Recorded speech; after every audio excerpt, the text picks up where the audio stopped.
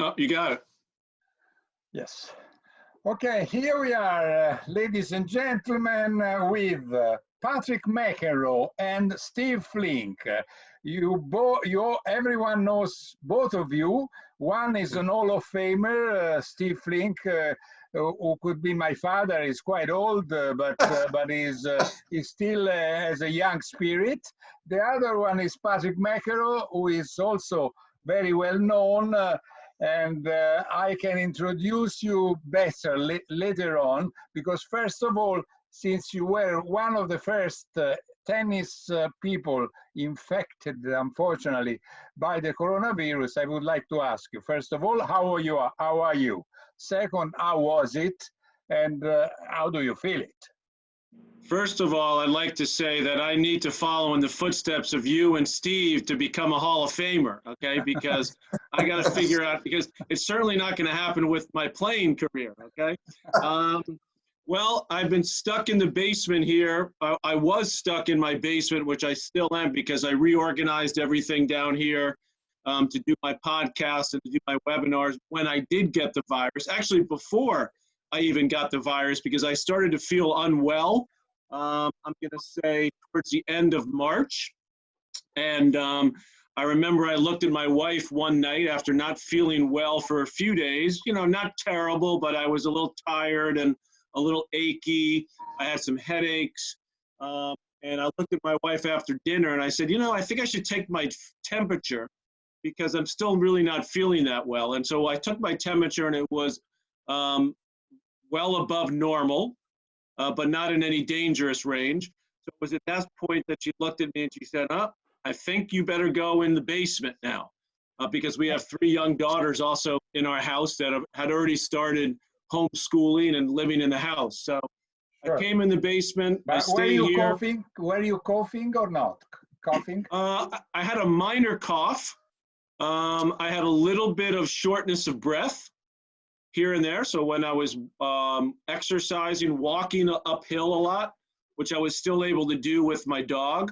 When I was doing my interviews and some podcasts, I noticed that when I was talking a lot, I would, you know, feel it a little bit in my chest. So I still feel a little bit of that now.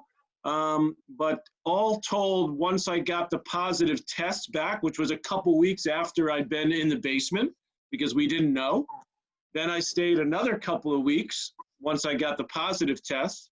But again, I never had extreme symptoms. And I only had a fever for 2 nights. But how did you find out that that was the COVID? I mean, I got a test. Yeah, I had to go online. I had to go to the New York State Department of Health. And I went to a place here close to where I live, just outside of New York City in Westchester County, where I stayed in my car and I drove through. You have to show your ID. You keep your windows up, very serious stuff, very secure, you know, everybody in the outfits. Sure. And that's where I got the test, and the results came back in less than 24 hours. They sent me an email, said you tested positive. Okay. Were you shocked? I was a little surprised because I had been feeling pretty well for the last week, you know, the previous week. So I was a little surprised that I had it. But you know, we had to take all the necessary precautions. So I'm glad that we did, because my wife got tested along with me a couple of weeks later, and we both tested negative, and our kids have been totally fine. Oh, good. Well, so now getting better, I mean, I guess, no? Yes. Yeah. Steve, also, Patrick, but what was the communication? How did you manage? Obviously, your kids wanted to talk to you. Did you kind of, from the basement, go on do FaceTime? How are you able to handle that part of it? Well, yes, we were able to do FaceTime together. And also, I'm very lucky because I actually have a door just outside here that can take me outside. So I would go out my own door, and and we live in sort of a suburban neighborhood now. So I could actually see my kids as long as I was keeping a very safe distance outside. So I would only go upstairs in the house every couple of days to take a shower, because I have no shower in the basement. I have a toilet and a bathroom. So I would go up every second or third day with my mask on, my gloves, my robe. My wife would clean everything when I was done. And then I would come downstairs, and my wife would bring me food, leave it. We had a curtain up by my basement to block it off. So I was still able to see my kids, but it sure was nice when I was able to come back and, put them to bed like I always do, read to them and give them a big old hug. You know what I'm saying? Okay. While your wife, since she has Italian parents, she probably was able to cook you good food. I mean, she learned. I gotta tell you, my wife was not known for cooking too much around the house, but she learned very quickly, and you could see her Italian blood coming out, Ubaldo. She cooked. All of my daughters say, we've never eaten better. We've eaten them, and my wife actually started her own cooking show on Instagram. So you could go, Ubaldo, and check it out. And the nice thing. So I have to look for Melissa Enrico or Melissa McEnroe. Melissa Enrico. Enrico, okay. Melissa Enrico, and then it's called Melissa Enrico Fairy Mom. All right. Okay. Well, I'll go. Maybe I ask my wife to go and look at it, so that good idea. May learn something. We have been eating pretty well also, but we cannot complain. That. Yeah. We cannot complain. I haven't lost all those kilos I wanted, but I'm fine.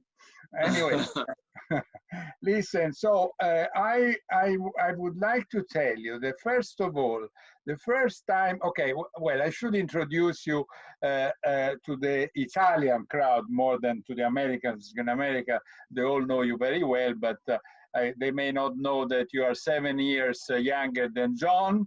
That you won 16 titles in doubles. That you won 1 in singles in Sydney 95, beating Fromberg 6-2, 7-6. That you lost 3 finals, and one of them was in Chicago 91 with John. Right. And everybody maybe remembers that. But before that, I would like also to remind Steve Flink, who knows all the possible scores, but he may have forgotten that you in Australia in 91, it's the same year of Chicago, but at the beginning of the year, your first trip in Australia, you beat Cristiano Caratti, and I was there, of course. I was looking, I have still my notes with every single point of your match versus Caratti. You won the first 2 sets, you lost third and fourth, and then you won in 5. And I remember the press conference because it was one of the funniest that I have been in, because I remember when you came at the press conference, you say, hey guys, when we asked if you were surprised, you said, I mean, it's just as you all predicted, Becker, Edberg, Lendl, and McEnroe. What's the big deal, right? That was the quote of the year, in my opinion. I think Steve Flink gave me the quote of the year at World Tennis Magazine in those years, because I think that it came out at the end of the year that was the quote of the year. So right. Yeah, right, Steve? Yeah, it was. We loved it. Yeah. And then, of course, we had you. The other thing that was great in the World Tennis toward the end, Patrick, was with the picture of you and John on the cover. Right, Actually, I remember that down in my basement. Yeah, I probably have it somewhere down here in my basement. Yeah. And now, and 91 was our last year at the magazine. Yeah. Unfortunately. Yeah. Well, at least we went out with a bang, Yeah. Yes, we did. But Patrick, the other thing that Ubaldo maybe neglected to mention, and I had almost forgotten this, was you also got to the doubles final. You had won the French doubles with Jim Grab a couple of years earlier, but 91 with David Wheaton, you reached the finals of the doubles. So talk about that, and also what made you, it was obvious why your brother John was such a great doubles player with the hands and the incredible feel up at the net, and he was such a natural. But you were an outstanding doubles player yourself for different reasons. Tell the viewers why you think you were so good. The biggest reason, Steve, is because I was slow. Okay, and that's why I wasn't as good in singles. But I also had, obviously, nobody had the hands of my brother John. But that was probably one of my better skills, was my timing and my feel around the net, but also good returns. I had good returns. I didn't have a lot of power, but I was very good with controlling the ball and placing it on the return and taking it early. So I always did well in doubles, especially when I had someone who was a bigger hitter, a big server, someone that covered the net well, like David Wheaton was a great example, had a big serve. And actually, I was probably more disappointed in losing the final in doubles, because that was a match I felt we really could have and probably should have won. We lost to Scott Davis and David Pate, who were an excellent doubles team, American guys, but we were younger, and I thought we should have. It was a really close, I think, 4 or 5 setter. Obviously, for me to get to the semis of the singles was a miracle. I had a great draw. I took advantage of a good draw. I mean, playing Cristiano Karate in the quarterfinals. How could I lose that, Ubaldo? Cristiano Karate, the round before, he had won versus Richard Krajicek. I remember, yeah. Was not, which wasn't. No, I'm kidding. He was. But I'm kidding too. Yeah, he was a similar level to me, really, Cristiano. I mean, he was a solid player, had some good results. In fact, in that match, I remember I won the first 2 sets, and I'm going to say late in the 3rd set or early in the 4th set, I did something to my back because I was playing so many matches in singles and doubles. I wasn't used to that. And I remember I had the trainer come out, I think after the 4th set, and I believe they closed the roof for the 5th set. I think it started to rain. And actually, that was a little bit of an advantage for me because I got a little break, and with the roof on was a little better for me. So I remember I got a little bit lucky. I think I broke him early in the 5th set to win it. And then when I played Becker in the semis, Becker was You won the first set. I won the first set, Ubaldo, and at 2-3, he was serving in the 2nd set. And I believe I had break point in the 2nd set. And I remember thinking to myself, oh my God, I could be in the finals of the Australian Open. And guess what happened from that point on? Yeah. Well, yeah. I can tell you that from that point on, Boris Becker went on to win the tournament, and he became the first German ever to become #1 in the world, because that was exactly after he beat Lendl, recovering after the first set. And he was completely, crazy about it. And you don't know what happened afterwards. That the night after, I was in the same plane with Boris Becker, and he was offering champagne to everybody, and included me. And then suddenly I felt asleep, and Boris wanted to come to talk to the German doctor who was helping him, who was just sitting next to me, but he fell over me because he was a bit overexcited with the wine, with the champagne. Right. I understand. So he woke me up, and I found myself with Boris almost kissing me. And I said, Boris, what are you doing? And he said, oh, sorry, Ubaldo, what can I do for you? You can forgive me. And I said, don't worry, next weekend, Germany and Italy are playing Davis Cup. You give me an exclusive interview and I will forgive you. and believe it or not, he gave it to me. I believe it. I believe it. But Patrick, I might want to just follow up on Boris. You had another really good match with him at the U.S. Open. Was it, from your standpoint, did you feel it was a good matchup? You played him really tough at a couple of majors there, not just Australia, but in New York. I also beat him once at the Australian. Actually, in I believe it was '96. I beat him in the first round on center court on Rod Laver Arena in straight sets.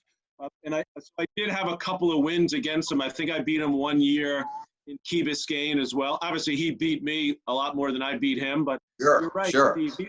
He was one of the top players that I could give trouble to, because why do you think that was? It was because I returned his serve very well. He liked to serve a lot of kick serves to the backhand, and that was my best shot. So he would sort of be very stubborn about it, and he would keep doing it. And so, it was good for me, and I could, counter punch pretty well. So against guys like him, like Ivan Isavic, and I did pretty well against him as well. It was more the baseline guys like Agassi and Chang, that would just kill me because they played a similar game, but just a lot better. So I think the best match actually that I ever played, Steve, was that match where I lost to Becker at the U.S. Open in the quarterfinals, because I felt the level in that match was the best I'd ever played. I almost took it to a fifth set. So that and you were very emotive. I remember you being very emotive in that match, playing off the New York crowd and a little more demonstrative than usual. You really were intense and involved in that match. Well, it had been a dream for me to try to, make one good run at the U.S. Open in my hometown. If I can interrupt you, I was broadcasting the match that you played versus Jimmy Connors.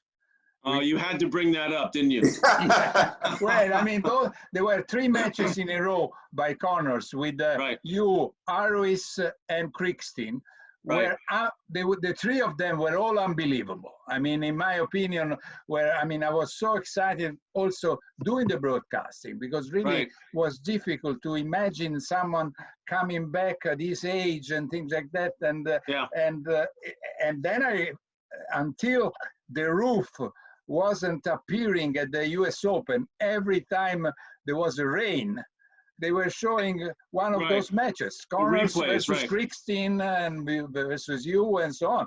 And that match, you had chances to win for sure. Let me see, can I remember correctly? 2 sets to love 3, love 40?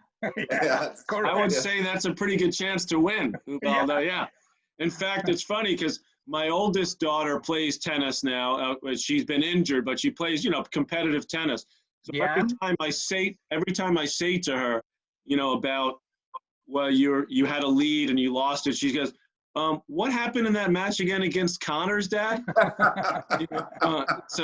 But I remember thinking to myself, I've got Jimmy Connors. I've got him. Because we would, I knew him pretty well. We used to practice together a lot, actually, much to the dismay of my brother, who couldn't. Why would you practice with him? He hated that.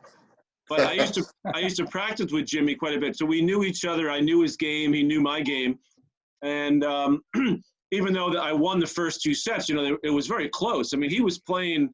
People think like, well, because he was 39, it was like some fluke. I mean, it wasn't a fluke at all. I mean, he was playing at that.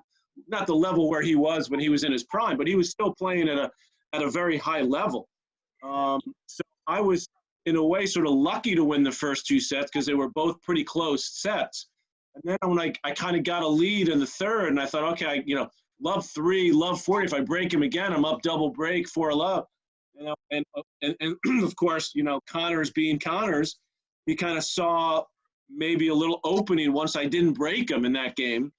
And the rest, as they say, is history. Yeah. Anyway, it was an unbelievable match. But Patrick, it must have been at least a small consolation that he went from the match with you all the way to the semis before losing to Jim Courier. So it was a pretty magical run, and you were a part of history in a way that maybe you would have preferred it hadn't unfolded. But still, was that a consolation? No, it was not. Absolutely not. No consolation. Are you kidding me? Every round he won, it was killing me because I said that could be me. That should be me. Okay. And in fact, one of my best friends that I grew up playing tennis with got married that weekend in New York, out on Long Island. And I was at the wedding, and they were showing, I think it was his match at that point with Harhuis. Or maybe it was Krickstein. It was one of the matches. And I couldn't watch it. I was like, get me out of here. I was like, get me, let me go back to the bar. Yeah, that's interesting. Well, I guess it's like Federer will think for a long time about the 2 match points he had at Wimbledon last year, even more than the US Open, maybe. I don't know. Well, he's got 20 other majors to think about positively, so I think he'll be okay. Listen, can we just go back also for the last history related to you when you played John in Chicago, and there was that famous phone call No, that phone that rang, and what else? It was John who said, I think, Dad, it's Mom calling. Huh? Right, right, yes. And then you say, tell her I'll be home soon, correct? That's correct, yeah. And John said, why don't you miss the next return? That's true. That was probably one of my dad's, favorite moments ever. He was very proud of both of us and our careers, and especially in Davis Cup for all the years we played and captained, etc. But the interesting thing about that, Ubaldo, is John, both of you guys know John so well, and know that he didn't take losing too well. Most great champions don't, right? Although these current champions like Federer, they seem to let it rush off their back, and that's why it's so amazing. They keep going. But that was the only time when I played John in a match where I actually could play with him, like where it was pretty close, because I was in the middle of my career. Remember, that was the same year. Yeah, I won the first set, and the second set he won, and the third set was pretty close. I think he broke me midway through the set. It was actually a match where I could have won it. The other times I played him, I had no chance. Well, once you were so young, I think the first time you played him, you were 18 or something like that. The first time. And then I played him one time in Basel. And he beat me pretty good. And at that time, I think we were having a fight about something. He was pissed at me about something. So he really kicked my ass badly, sent me a message. And then the funny thing is, Ubaldo and Steve, is that I actually played him in the doubles final later that week in Basel. Okay, I'll go back to Chicago in a second. In Basel, and I was playing with Jakob Plasek, who had just beaten John in the final in 5 sets. Remember, they used to play best of 5 in Basel. Santiago Halle. Yeah, exactly. And then, so John was playing with Korda. Yeah. I was playing with Plasek. Good doubles match. So I had beaten John a few times, like in our careers in doubles, and he would get so pissed. Okay, wouldn't talk to me for months. So we get to the final, and it's a third set. You know what? I wouldn't talk to Steve Flink if he would beat me, for sure. I wouldn't accept it. That's not going to happen, particularly on red clay, right? So it's match point in the final set, in the tiebreak. I'm in the ad court. Korda's getting ready to serve to me at 5-6. So John normally, all the players now in doubles, they talk and they do signals and all that. Yeah. We didn't really do that much in our day. We just play. But John goes back to Korda to tell him something. So I know he's telling him, whatever you do, serve to his forehand, because he knows my forehand's much weaker. And John would never serve to my backhand on an important point, either into the body or regular forehand. So when and I know Korda's got that lefty serve, but I know that he likes to hit a little slice on it, right? Remember his lefty serve? Sure. So he doesn't really hit like the flat one. So I know that he's going to have trouble hitting it right down the middle to my forehand. So when he throws the toss, I move over a little bit towards the middle. So, because I know he's going to try to hit it into my forehand, but it's probably going to go to my body. So sure enough, I get out of the way perfectly. I hit a winner return right down the middle. Game, set, match. John was so pissed after.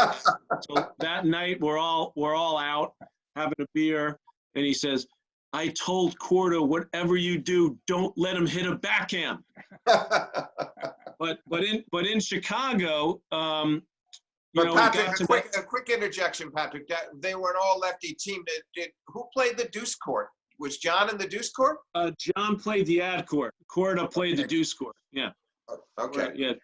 John could do both. And in fact, when I played with John, because I usually played the ad court too. So I would move over and play the deuce court because he was just so good from the ad court, Sure. Right. But the funny thing about the Chicago match, guys, is that, it was a huge crowd, sold out. And I remember thinking to myself, I want to win this match, but it wasn't like I have to, you know what I mean? It was like, if I win this, my brother, he'll never be able to live with himself. You know, he won't talk to me for a year. And so when he hit that serve after he said, make sure you miss this return, he hit his famous, lefty serve out wide to my backhand.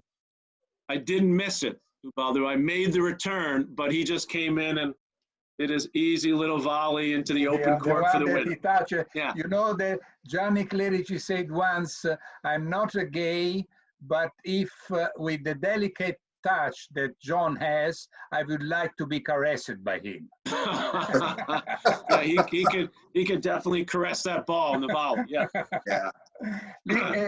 Can I? Well, it was a 77 tournament won by John, and the last two brothers who have won, who have played the final one against the other was Madrid 87, Emilio and Javier Sanchez. Right. That's just. I went to look at it, and so anyway, now you have. You do well. Afterwards, I will ask Steve, who has listened to your podcast. Apparently, very, very interesting. Unfortunately, I couldn't that day, but I think I can still do it. No, can I still look at it? Oh yeah. Yeah. Yeah, you can listen. Yeah, you can listen to any of them on iTunes or Spotify or anything. Yeah, I'll send you the link. No problem. Okay. Then I will look. I'll be glad to listen to it. I wanted to ask you, how is it the relationship with John when you're doing the broadcasting together? I mean, there is one of you two who takes some more leadership, or because of course I don't have many chances to listen to you, because when I'm in Europe I don't hear ESPN. When I'm there I am on court, so I sometimes I listen to you, but not so much. And so is it difficult to is it more difficult to play doubles with him or to play broadcasting with him? You know what? I'll tell you what, it's easy to do both, because the one thing about John is he's a great team player. So he was a great doubles partner. Even Peter Fleming, I know, talks about this a lot to John, always very encouraging. So he's always been like that in doubles. It was really one of my goals in my career when I started broadcasting, and I saw the way, the world was going to work for me in broadcasting. I thought to myself, if I could learn a few different roles, obviously, I started and I still do a lot of color as, the ex-tennis player. Yeah. But I wanted to learn how to be like a real journalist, guys, like you guys, how to set things up and how to be what we call a play-by-play person, or even host in the studio, which I've done, because I knew if I could learn how to do that well, that someday maybe I'd have a chance to work with my brother too, because obviously he's the man when it comes to being the main color guy. So when I work with him, of course you have to let him do what he does, because he's the guy. But I've learned how to do it with, sometimes there's just me and him, sometimes there's me and him and another person, usually Chris Fowler with ESPN. In that case, I'm more of an added color person. So it really depends on the situation, but he's very easy to work with. But he also, he knows exactly what he's doing, and he's worked with so many different announcers and commentators, so he has plenty of experience. But we have a blast, and for me, it's one of the highlights of certainly my professional life to be able to do, some of the biggest matches in the world with my brother. But Patrick, can you contradict him without fearing that he would explode? Or I mean, definitely. No, for sure. But we do it, I think, first of all, we agree a lot of the time anyway, because, we see a lot of things the same way. But even like when we work together at his academy now, I basically help him run his academy in New York. So we don't always agree on how to train young kids or how much tennis they should play, or should they do drills or play points. But we have and same on TV. So if he says something that I don't agree with, I certainly don't hesitate to disagree, because he's my brother. I mean, we do it in a way where I think, number one, we have fun. I mean, that's the most important thing, is to have fun, because it's just a tennis match. So we try to do that. And and kind of roll with it. So that's how we go about it. So it's an amazing experience. Patrick, you've done so many things. The commentary about 25 years now. You were in charge of USTA player development. Record 10 years as Davis Cup captain. Which of these roles are you most proud of? I mean, it's been a multifaceted career for you on so many fronts, and we already talked in some detail about your playing days. So, how do you analyze the various roles you've played, and how proud are you of them respectively? Well, I'm obviously really happy that I've been able to continue in the sport I love and make a career out of it, like you guys have. So it's been a blessing to be able to do it. I mean, obviously, being the Davis Cup captain was a great experience. Winning the Davis Cup was amazing for the team and for the country. But really, the whole experience was great. Representing the country and traveling and working with Andy Roddick and the Bryan brothers and James Blake and Marty Fish. Those guys really were committed to being teammates. So that's what made that so special. Working for the USTA was tough. It's a lot of politics and a lot of administrative work, which was different for me. But I had a good team around me. They kind of let me do my thing. So that was a great experience also. I'm really enjoying working with kids at our tennis academy now, with John, because actually really for the first time I can be on the court with a lot of kids. I even wrote this book with another great journalist, Peter Bodo, who helped me put that together and worked on that. I can show you that I took quite a few notes out of your book. So, I mean, you must have paid somebody to do that. Are you kidding me? It was a nice book. It's a terrific book. I was curious to know which were the players that you, if you can tell some anecdotes about either Roddick or Blake or I don't know how many chances you had to deal also with Andre Agassi or Pete Sampras, because that was a little bit before maybe your captaincy, especially Sampras was almost going down, declining, Right. Well, I actually dealt with both of them. Agassi played a few times. Sampras played when I was captain, I believe just once, when we actually played Spain on grass in Houston. And he was up 2-0 against Croatia, and one of the rare losses from 2 sets up for him. Which is incredible. That was the captain's fault. Yeah, for sure, absolutely. But I'll tell you what I remember the most about Sampras, because I mean I knew both of those guys pretty well. When Sampras won his final match at the U.S. Open, the following week we had a Davis Cup match. And, that week after the U.S. Open. Sure. And I remember calling him that night or the next night. I think he flew back to L.A. either that night or the next day. And, I was trying to just talk to him about, would he consider playing in the next match? And we chatted back and forth. And, we had a good relationship. And he said to me, I think he was on the plane or maybe he'd just gotten home, and he said, you know what? He goes, I think I might be done. He goes, I think I might be done. And, it kind of took him a while for him to remember that he almost came back and played in Indian Wells like 6 months later. Yeah. But he sort of knew, that was the way he wanted to go out. So it was, when he lost to Croatia, that was that time when he was struggling. Remember, he was trying different rackets, and so he was there. I mean, Agassi played for us when we lost. The only match I ever lost as a captain at home was to Croatia when Lubicic had his amazing run. Remember we won Indian Wells, he beat Roddick actually in the final. Lubicic, what a weekend he had! It was in California, in LA. And he beat Roddick. Then he beat the Bryan brothers with Ancic in doubles, one of the only times the Bryans ever lost in Davis Cup. And then he beats Agassi on the final day. Oh, my God. Yeah. Unbelievable.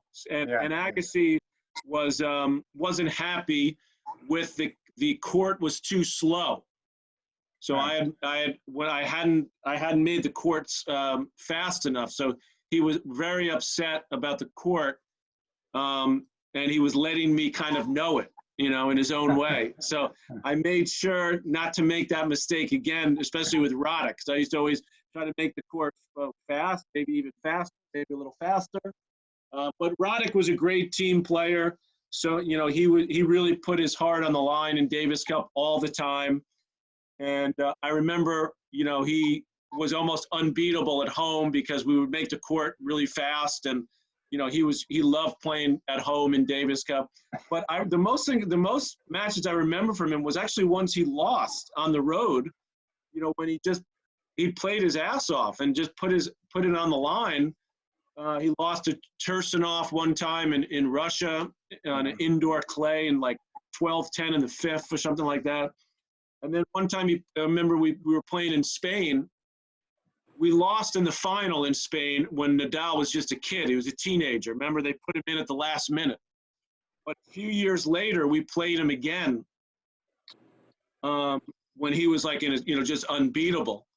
And he was just destroying Roddick. I mean, and Roddick wasn't playing badly. It was like 6-2, 6-3, 3-love. And I'm sitting there with Roddick on the changeover, and I'm trying to like come up with something to tell him, And he's like, man, he goes, I got no shot, and he still tried his butt off on every single point, And so I always admired that about him, was that he was the kind of guy that would play his butt off no matter what, even if he knew he couldn't win. I mean, he just played every point as hard as he could in that third set against Nadal, even when he knew he had no chance. Patrick, what do you think was the key reason why you were able to last 10 years? You've described a lot of powerful personalities, different types of personalities and players that you worked with. And, a lot of your predecessors, the likes of Arthur Ashe and Tony Trabert and Tom Gorman, and a lot of really good captains and many sort of 5-year runs, slightly longer, slightly less. You went 10. What was the secret to that? And John only 1 year and a half. Yeah, well, John was smart. I mean, he realized that wasn't going to be for him, and that it was a smart move for him because it would have driven him crazy. Obviously, I knew what I was getting into. I studied political science at Stanford, so I like to say, the politics prepared me for that. But, at any time I went to talk to my boss at the USTA or talk to the board, which I had to do a few times a year to, make a presentation, I really always was very calm, but always very honest, about what I thought we should do. And same way with the players. I would go to Agassi and Sampras when I knew they really didn't want to play, but I would give them the respect to talk to them, to ask them. And then instead of trying to beg them to play, I would just go back to the USTA and say, listen, they don't want to play. They have their other things they want to do. Let's get the players that want to play, the young players, and let's see what happens. So I always tried to do it that way. Roddick used to get, early on when I was a captain, he used to get pissed at me when I would say something negative, not so much about him on TV, but about some of the other players. Like I would say, James Blake, what is he doing trying to hit 1 million winners? Why doesn't he try to play more, play smarter tennis or whatever? And he called me one time and he was so pissed. You can't say that about, you're the Davis Cup captain. I said, listen, Andy, that's my job. My job is to do that. Obviously, I'm always going to support you guys and I want to see you guys do well. But if I'm talking about what you're doing, in a match, I'm going to have to criticize you. Now, there's certain things you don't talk about that go on in the locker room. So I think I was always able to balance those multiple roles. But after a certain amount of years in player development, I think that became a little harder for the USTA to, continue to support me in doing that. Yeah, I understand. I remember. But do you think wasn't it though also a question of temperament? And you talked about sort of learning. You learned on the job too, and you learn. A lot of captains maybe are very stubborn that it's their way or the highway. Was that again one of the keys from your standpoint? An open-mindedness and a willingness to be self-critical. Well, definitely that, and also listening to the players. You need the players to play, and So if Andy Roddick came to me and said, listen, Captain, you know, I just played in Miami, which I remember one year he did, like, I think he lost in the final or semis. And we played like a week later in Delray Beach. And he's like, I need a couple days off. Okay, take a couple days off. Come when you're ready to come. You know, whereas with a younger player or someone else, you know, you would take a different tack. Dick Gould, who was my longtime coach, one of the great college coaches ever at Stanford, had a great line that he said to me early on when I was a kid in college that I always remembered when it came to Davis Cup and just coaching in general. He said, tennis is an individual sport, right? Everybody has to be treated fairly, but not necessarily the same. Yeah. So, Right, you know, right. that was something that, so when Andy Roddick came to me and said, listen, Captain, I only want to practice once today. Okay, whatever you need to do. You know, if young Marty Fish said that, I'd say, listen, Marty, you know, I think you need to practice twice today. Okay. I think we need to work on, you know, a couple of different things. So I think I was always able to manage that side of it as well. Yeah, maybe you had also some players who, in a way, did help you. I mean, in the sense that it would have been more difficult to be the captain of the U.S. team at the times of Arthur Ashe when he had to play the final in Gothenburg with Jimmy Connors. Yes, that could be a little trickier. Exactly. And John Yes, McEnroe. that's true.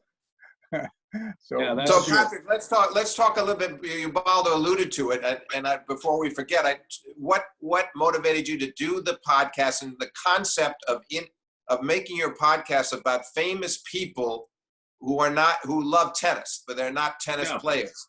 So you've had Alec Baldwin on there, the great actor. You had on Alan Bergman, a hero of mine, the songwriter. Oh, he's amazing. Yeah. Who wrote The Way We Were and Windmills of Your Mind and so many, and Nice and Easy for Sinatra.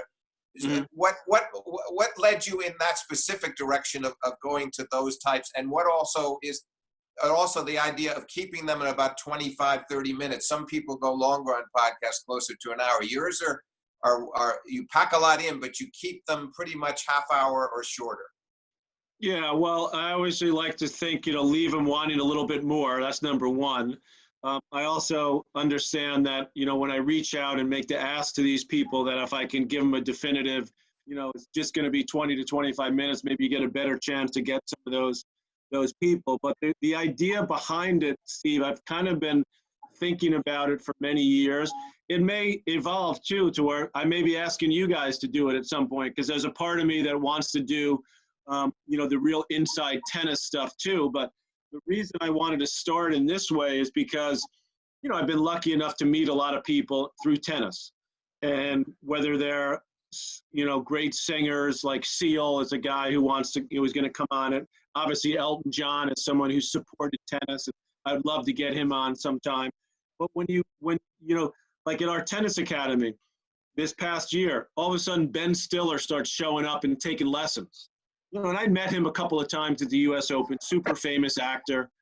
And I know he loves tennis, to come watch tennis, like many celebrities do, right? And I see him taking lessons.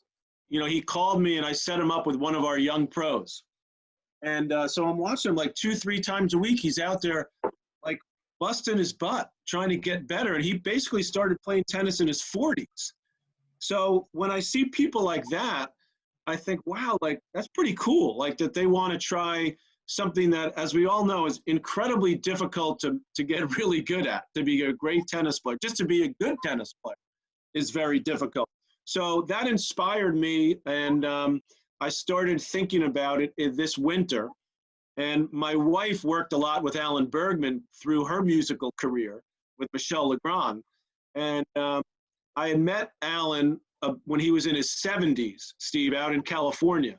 And he's telling me, yeah, he played tennis every day, every morning with his buddies in Beverly Hills. You know, he grew up a Jewish kid in Brooklyn, had nothing.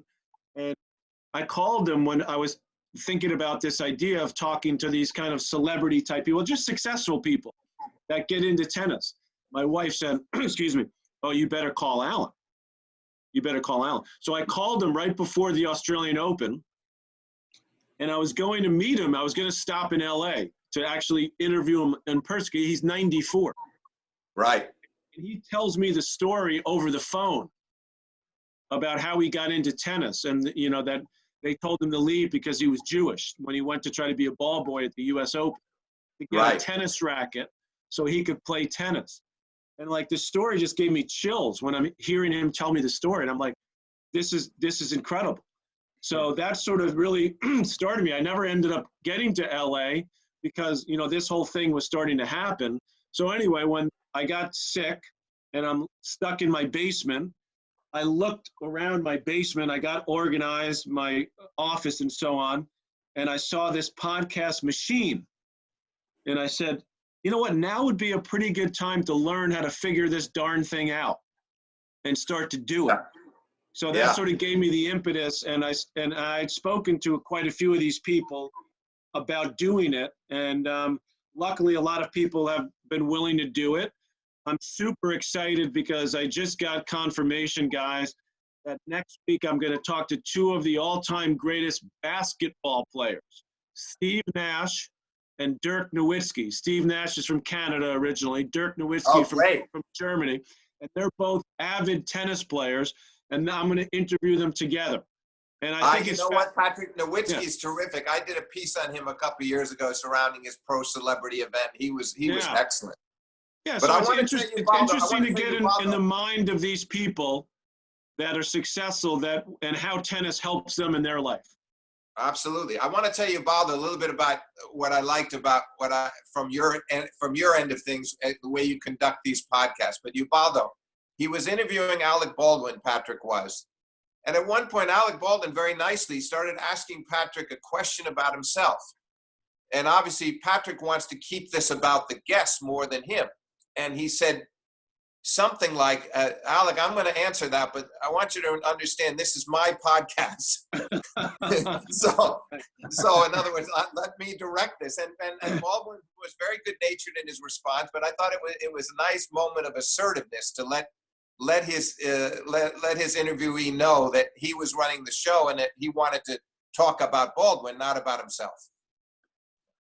So are you telling me that I shouldn't talk about myself or what?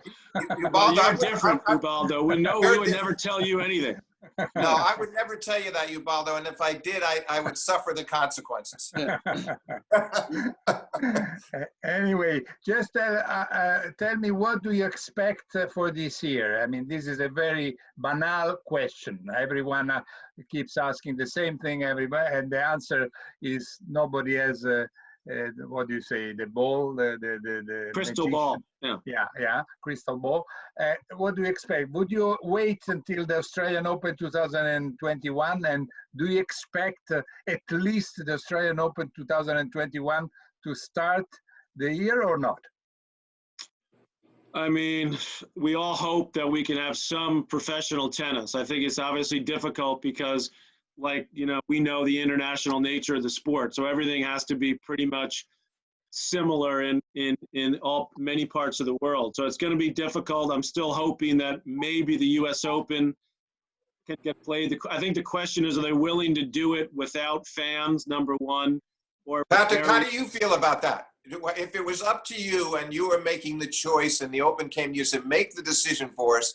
Do we do it with no spectators or not?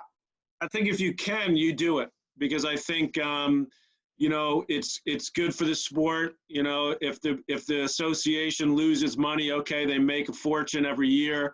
Obviously, the players are the only ones not making any money at all are the players. Okay, the federations are still making. I mean, obviously they're bigger, they're companies, right? So, and even athletes in other sports, soccer, basketball, they're still making their salaries, maybe not making the entire thing. So if there's a way to do it where you can obviously have it be a TV moment, that's something for TV, that players can get paid and it's still entertaining for people to watch. And at least we start somewhere. So yes, if that's our only option, yes. Sorry to interrupt. If you were calling it ESPN, do you think then under this scenario you do it out of the studio or on site? It doesn't matter. We'll do it from wherever. I mean, whatever's the safest and whatever makes the most sense for the health of everyone and the safety, etc. Um, Obviously, it's always better to be there, but, you know, I've called a million matches from ESPN headquarters in Connecticut. That's how I started. When I first started out, I used to call Monte Carlo and Rome and Hamburg and all those tournaments from a studio in New York. I mean, in Connecticut. So it certainly Right. can be done. Yeah.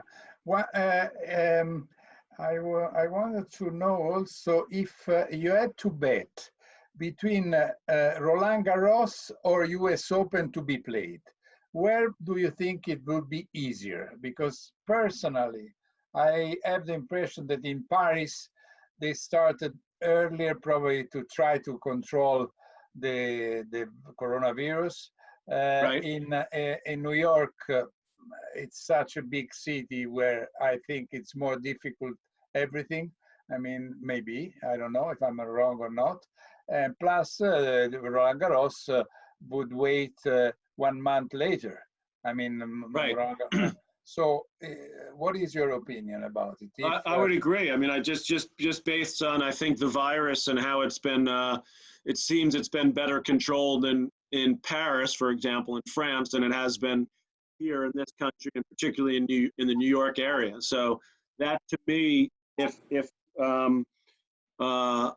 you know, would seem that would be more likely. Now, I think that it's also difficult. You know, probably the better likelihood is, you know, if you could have a tournament in Italy, for example, or a tournament in the U.S. But then then obviously we could have exhibitions where Fognini plays Berrettini, right? Or, you know, do something similar in Florida. That doesn't really, you know, how does that doesn't count for like the normal tour. So that's the problem for tennis. Obviously, I think we could pull off these small events in different countries. And I think that's something that tennis in general needs to sort of look at as, you know, we're talking about what the future of professional tennis looks like. Yeah. Okay. What do you expect that this, what happened this year, will damage more Djokovic, Federer, or Nadal, or none of the three? Well, that's a good question. You know, obviously Federer is by far the oldest, but he seems to, you know, be a miracle man the way he comes back. I would say, just based on what I've seen and what I've heard, maybe Nadal. I mean, because he said he barely, you know, I don't even think he's picked up a racket, he said. Yeah. So, look, if they all have the motivation, they can all come back. You know, they're the three greatest players of all time, arguably. So I think it's probably the toughest just for Federer, just because of his age. That would be my thinking. And yet, Patrick, of course, we know that I remember sitting with Ubaldo at the 2017 Australian Open, and we couldn't believe that after 6 months, he's going to win a 5-setter over Nishikori, a 5-setter over Stan Wawrinka, and a 5-setter from 1-3 down in the 5th and beat Nadal for the title. So he has surprised us more than a few times after long layoffs and coming back strong. Let's hope that we can have the opportunity to be surprised again. That's what we're all hoping for. So it's like when people say, you know, did the French Open do the right thing, you know, doing what they did initially? No, they didn't. But, you know, when people were first asking me about it, well, the U.S. Open will be played and then the French Open, you know, a week or two later, you know, at that point I said, listen, if we have any tennis, we'll take it. You know, the players will adjust. The players would be fine. Not ideal, but currently we're certainly not in an ideal situation. So if we can get any tennis back at a professional level this year, any level, any tournaments, I think that would be a positive. And the ATP and WTA, will they merge, or you don't believe it? I mean, I think it would be good for tennis in the long run. I mean, you got the Italians running the show, Ubaldo and the ATP. So I think that from the standpoint of the administration of the sport and the players having a more collective voice, and if the players actually do get together rather than just be, you know, one bigger tour. But I do think that not enough tennis players make a living. Okay, there's more people making a living on professional tennis, in whether it's the ATP, the USTA, the ITF, the Australian Federation, the French Federation, the Italian Federation, et cetera, than players do. I mean, let's be honest. That's the truth. So to me, there's got to be a way, of course, to let the player ranked 75 to 150 make a little bit more, 200 or 250, whatever the number is, and support those players. And I think if you can merge some of the administrative side of it, that would help in that process. Yeah, well, seven different owners. You know, the four for Right. each slam has an owner, the Yeah, ITF, exactly. the WTA, the ITF. To put them all together is not easy. I mean, to be honest. No, Anyway. it's not. It's almost impossible. But for the ATP and the WTA, it's possible. That's possible. Yeah. Okay. Right now we have 4 slams and 3 tournaments. 3 Master 1000 who have the same prize money. Indian Wells, Miami, and Madrid. All the others don't. Anyway, listen, I just want to conclude because I don't want to keep you for hours, even if I would love to. Steve Flink before told me that between the people you want to introduce to have a podcast with, the people, celebrities who are passionate about tennis, there is also a very good friend of Steve Flink. He's called Donald Trump. Is that true? No, hold it a second. he's Ubaldo. He's being obstreperous. Don't take that one literally. No, but he was always coming to watch the tennis. I remember the US Open, yes. Donald Trump was always there, even if when the screen was showing him, the camera was showing there were a lot of whistles before he was a president. But to be honest, at least for sure he was passionate of tennis. Then he may have 10,000 different weaknesses, make mistakes. I'm not talking about politics now, but I'm saying for sure. I mean, he liked to come and watch tennis. I don't know if you ever had the chance to talk to him. He used to have his box, his suite at the U.S. Open was right next to the broadcast booth. Yeah. I think I've met him once or twice. My brother knows him a little more than I do because he used to go over there and visit. I wouldn't say I know him. Maybe I just shook his hand once years ago. But if he wants to come on my podcast, yeah, I'll take him. He can come on if he wants. I promise I'll keep it just to tennis. Okay. Ubaldo's right though, Patrick. He would. We would sit in that lower press section which would be to the right of the umpire's chair, about 8 rows up. Yep. And it was very revealing because Trump would come out onto his balcony at very opportune times. You know, a big changeover in the middle of the 5th set of the men's semis, and suddenly he would emerge from the suite and be standing out there. And we saw that more than a few times over the years at Flushing Meadows. He definitely knows how to get attention, and if he came to the U.S. Open now, he would get a lot of attention. Yeah. Okay. Listen, thanks really much. Really, I hope I'll be able first of all, I hope to see you soon in good shape, healthy as usual. Before the COVID, and maybe one day I will also be able to maybe play a little tennis with you, or even with your daughter, because your daughter last year was coming to Italy and you were playing with her. You practiced some tennis in the central of Italy next to Chiusi, correct? Yes, that's right. You helped me out and you set us up at a great club there, and they were wonderful people. Actually, originally I found out they were the people actually running the club originally from Romania.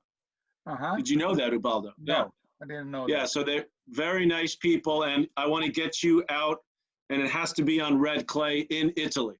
Yeah.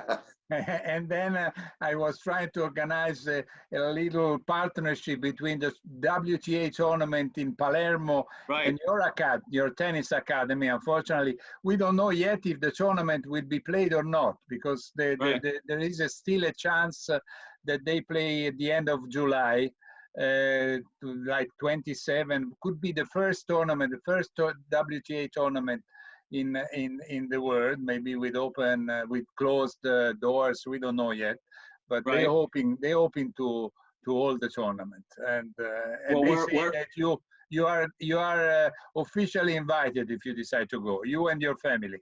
Now you're talking my language, and we're hoping we can open our tennis academy here in New York sometime soon. Okay, ciao, thanks a lot. Ciao, ciao, guys. Thank you. Ciao. Thanks a lot, Patrick. You got it. Grazie mille. Prego, bravo. Well, I see that your wife taught you to speak good